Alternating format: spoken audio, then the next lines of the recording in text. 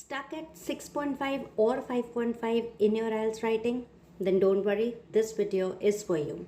So in this video, I'm going to give you some very good words and some very good lines which you can always use in your problem solution question types. And let me tell you, these words will not look irrelevant or mucked up because these are genuine words which you can use and it can boost your score. So first I'll give you the words and then I will tell you how to use them in problem solution question types with a lot of ease. Okay, so the first word is shed light. Shed light, then you have worrying issue, then you have ameliorate, then you have alleviate. The next word is mitigate, next is aforementioned, and the last word is insurmountable. Now let me tell you how to use these words. Okay, so in the end of your intro, you can use the line which you can see on your screen.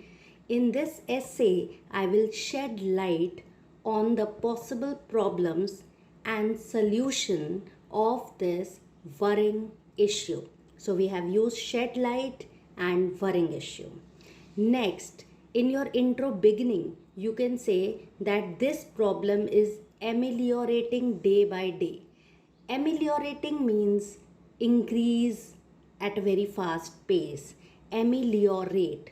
So ameliorate, last में you can have the word rate, and you know that rate of everything is increasing day by day. So ameliorate means increasing day by day. Okay, then we had I will shed light. Shed light means I will throw light on the topic. And worrying issue means worrying problem. A problem which is really troublesome. Okay, next I talked about the word alleviate or mitigate. So when you have to start your solution paragraph, okay, when you have to start your solution paragraph, you can use this line: in order to alleviate this problem, following steps can be taken. Or you can write, in order to mitigate aforementioned problems, following steps can be taken, because problems you have already mentioned in the previous paragraph. So you can use this line: in order to mitigate the aforementioned problems, following steps can be taken.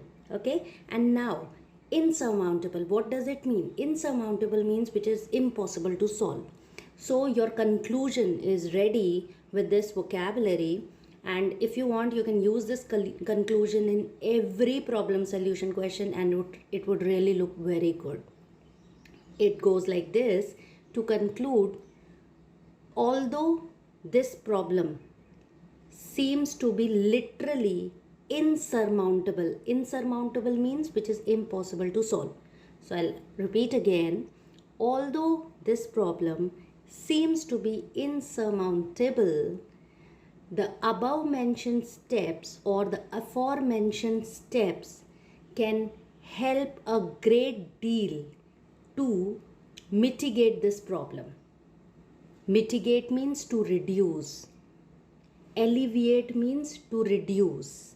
So again I'll repeat: although this problem seems to be literally insurmountable, the aforementioned steps can help a great deal to mitigate this problem up to some extent.